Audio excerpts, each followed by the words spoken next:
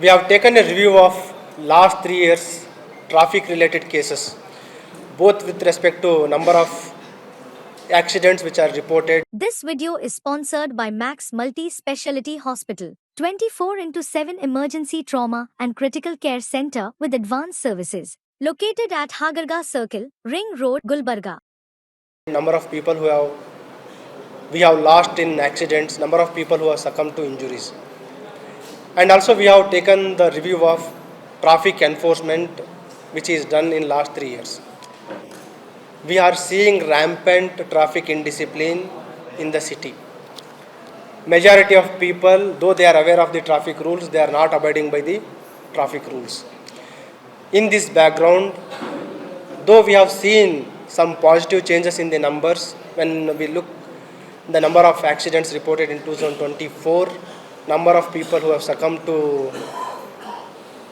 injuries, number of people who have suffered injuries in road accidents, though the numbers are slightly better with respect to the numbers which were reported in 2023, but still we want to reduce the number of accidents significantly in the year 2025.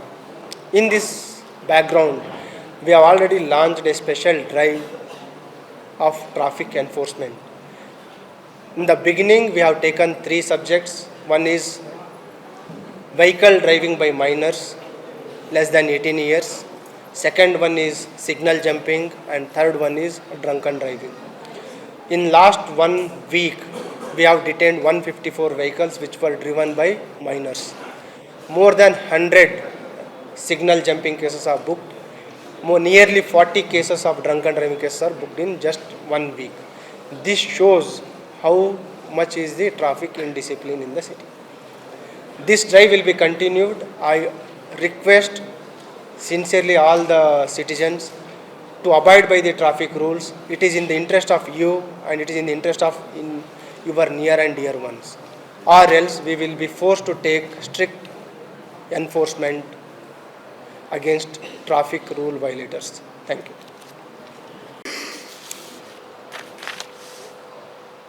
Last 3 ಇಯರ್ಸ್ದು ಏನು ನಮ್ಮ ಸಂಚಾರ related ಕೇಸಸ್ಗಳಿದೆ, number of cases reported, ಮಾರಣಾಂತಿಕ ಅಪಘಾತಗಳು ಮತ್ತು ನಾನ್ fatal accidents, ಅವುಗಳ ಒಂದು ವಿಮರ್ಶೆ ಮಾಡಿದ್ದೀವಿ 22, 23, 24. ವಿಮರ್ಶೆ ಮಾಡಿದಾಗ 22, 23 ನಾವು ಅಂಕಿಅಂಶಗಳನ್ನು ಕಂಪೇರ್ ಮಾಡಿದಾಗ 24ರಲ್ಲಿ ಪ್ರತಿ ವರ್ಷ ನಾವು ನೋಡಿದಾಗ ನಂಬರ್ ಆಫ್ ವೆಹಿಕಲ್ಸ್ ಇನ್ಕ್ರೀಸ್ ಆಗುತ್ತೆ, number of new licence holders ಜಾಸ್ತಿ ಆಗುತ್ತೆ. ಸೊ ನಂಬರ್ ಆಫ್ ಆ್ಯಕ್ಸಿಡೆಂಟ್ಸ್ ಎಲ್ಲ ಕಡೆ ಒಂದು ಕ್ರಮೇಣವಾಗಿ ಪ್ರತಿ ವರ್ಷಕ್ಕಿಂತ ವರ್ಷಕ್ಕೆ ಜಾಸ್ತಿ ಆಗ್ತಾಯಿದೆ. ಬಟ್ ಅದಕ್ಕೆ ಎಲ್ಲೋ ಒಂದು ಕಡೆ ನಾವು ಒಂದು ಕಡಿವಾಣ ಹಾಕಲಿಕ್ಕೆ ಯಶಸ್ವಿಯಾಗಿದ್ದೀವಿ ಅಂತ ನಾನು ಹೇಳಲಿಕ್ಕೆ ಸಂತೋಷ ಪಡ್ತೀನಿ. ಯಾವ ರೀತಿ ಅಂತಂದರೆ, when we compare 23 figures to 24, we are able to stagnate, ಅದನ್ನು ಹೆಚ್ಚಿಗೆ ಆಗಲಿಕ್ಕೆ ಬಿಟ್ಟಿಲ್ಲ. ಮತ್ತು ಸ್ವಲ್ಪ ಮಟ್ಟಿಗೆ ಒಂದು 5 to 10% ಅಷ್ಟು ಕಡಿಮೆ ಮಾಡಲಿಕ್ಕೆ ನಾವು ಯಶಸ್ವಿಯಾಗಿದ್ದೀವಿ. ಅಪಘಾತಗಳಲ್ಲಿ ಗಾಯಗೊಂಡಿರುವ ಮತ್ತು ಮರಣ ಹೊಂದಿರುವವರ ಸಂಖ್ಯೆಯನ್ನು ನೋಡಿದಾಗ ಕಡಿಮೆ ಮಾಡಲಿಕ್ಕೆ ಯಶಸ್ವಿಯಾಗಿದ್ದೀವಿ. ಅದನ್ನು ನಾವು ಇನ್ನಷ್ಟು ಸಮರ್ಪಕವಾಗಿ, ಇನ್ನಷ್ಟು ಪರಿಣಾಮಕಾರಿಯಾಗಿ ಈ ವರ್ಷ 2025ರಲ್ಲಿ ಕಡಿಮೆ ಮಾಡಬೇಕು ಅಂತ ನಾವು ಪಣ ತೊಟ್ಟಿದ್ದೀವಿ. ಆ ಒಂದು ಹಿನ್ನೆಲೆಯಲ್ಲಿ ಈಗಾಗಲೇ ನಾನು ಅಧಿಕಾರಿಯವ್ರ ಜೊತೆ, ಸಿಬ್ಬಂದಿಯವ್ರ ಜೊತೆ ಒಂದು ಸಭೆಯನ್ನು ಕೂಡ ಮಾಡಿದ್ದೀವಿ. ಮತ್ತು ಒಂದು ಈ ರೀತಿ ಇದ್ದಾಗ ಇನ್ನೊಂದೇನಾಗಿದೆ, ಇಲ್ಲಿ ಕಲಬುರಗಿ ನಗರದಲ್ಲಿ ಈ ರೋಡ್ ಸಂಚಾರ ನಿಯಮಗಳ ಫಾಲೋ ಏನು ಅದರ ಉಲ್ಲಂಘನೆ ಇದೆ ತುಂಬ ಜಾಸ್ತಿ ಇದೆ, ಇಂಡಿಸಿಪ್ಲಿನ್. ಅದರಲ್ಲಿ ಮೈನರ್ಸ್ಗಳಿಗೆ ವಾಹನ ಕೊಡುವಂಥದ್ದು, ಡ್ರಂಕನ್ ಡ್ರೈವಿಂಗ್ ಇರ್ಬೋದು, ಅದಲ್ಲದೆ ಸಿಗ್ನಲ್ ಜಂಪಿಂಗ್ ಆಗ್ಬೋದು, ಟ್ರಿಪಲ್ ರೈಡಿಂಗ್ ಆಗ್ಬೋದು, ಮತ್ತು ಆಟೋ ಚಾಲಕರ ಒಂದು ಇಂಡಿಸಿಪ್ಲಿನ್. ಸೊ ಎಲ್ಲವನ್ನು ನಾವು ಪರಿಗಣನೆಗೆ ತೆಗೆದುಕೊಂಡು ಹಂತ ಹಂತವಾಗಿ ನಾವು ಕ್ರಮ ಕೈಗೊಳ್ಳಲಿಕ್ಕೆ ಈಗ ಆಲ್ರೆಡಿ ರೂಪುರೇಷೆಗಳನ್ನು ನಾವು ಹಾಕ್ಕೊಂಡಿದ್ದೀವಿ. ಅದರ ಒಂದು ಆರಂಭದ ಒಂದು ಕಾರ್ಯ 3 ಉಲ್ಲಂಘನೆಗಳನ್ನು ನಾವು ತೆಗೆದುಕೊಂಡಿದ್ದೀವಿ ಈಗ.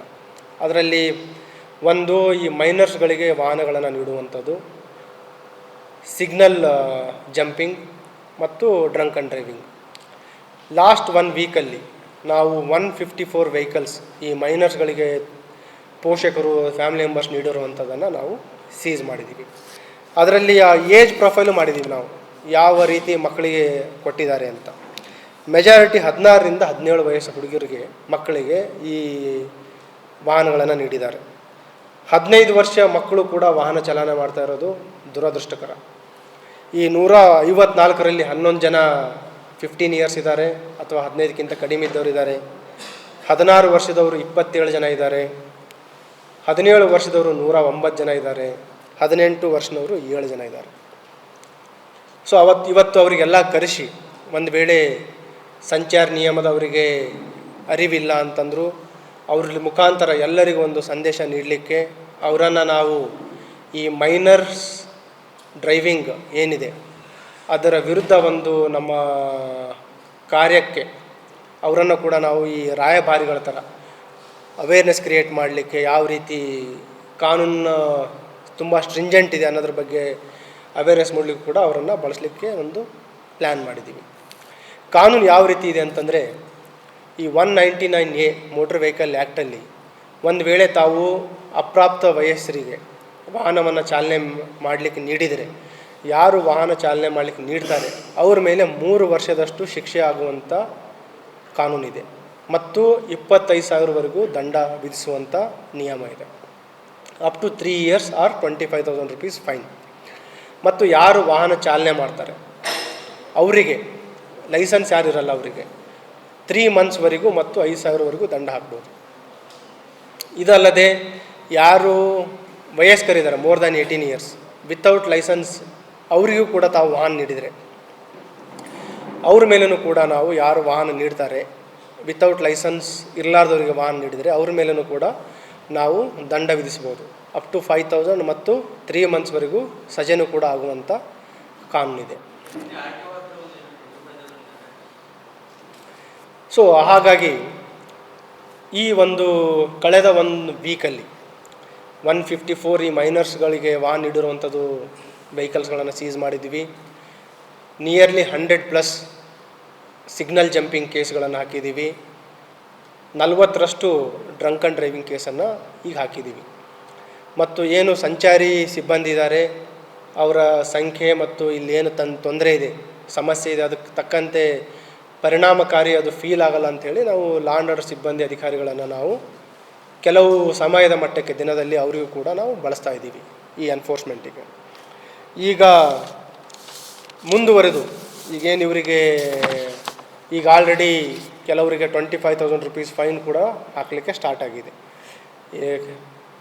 ಯಾರು ಮೈನರ್ಸ್ಗಳಿಗೆ ವಾಹನ ನೀಡ್ತಾರೆ ಅವ್ರ ಮೇಲೆ ಅಪ್ ಟು 25,000 rupees ಫೈನ್ ಇದೆ. ಈಗ ಆಲ್ರೆಡಿ ಒಬ್ಬರಿಗೆ 25,000 rupees ಫೈನ್ ಈಗ ಆಲ್ರೆಡಿ ಹಾಕಾಗಿದೆ. ಇದು ಒಂದು ಈ ರೀತಿ ಸುಮಾರಿಗೆ ಆಲ್ರೆಡಿ ಹಾಕಲಿಕ್ಕೆ ಸ್ಟಾರ್ಟ್ ಮಾಡಿದ್ದೀವಿ.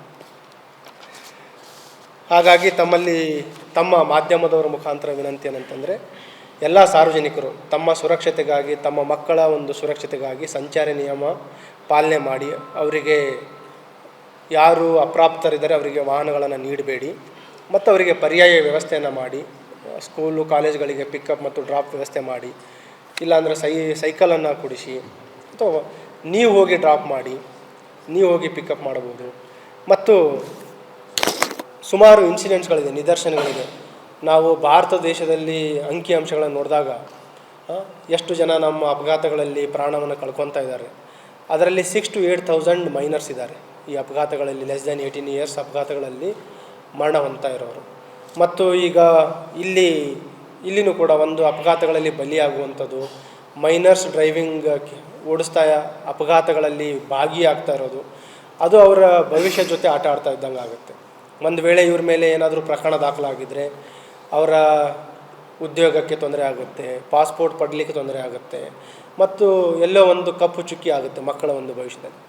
ಮಕ್ಕಳಿಗೆ ಅರಿವಿರಲ್ಲ, ಕೆಲವರು ಯಾರೋ ದುಷ್ಪ್ರೇರಣೆಯಿಂದ ಬೇರೆಯವರ ಮಿಸ್ಗೈಡೆನ್ಸ್ನಿಂದ ಹಠ ಮಾಡೋ ವಾಹನಗಳು ಕೇಳ್ಬೋದು. ಬಟ್ ಅದಕ್ಕೆಲ್ಲ ತಾವು ಕಿವಿಗೊಡದೆ ಏನು ನಿಯಮ ಇದೆ ಅದರ ಪ್ರಕಾರ ಅವರಿಗೆ ನೀವು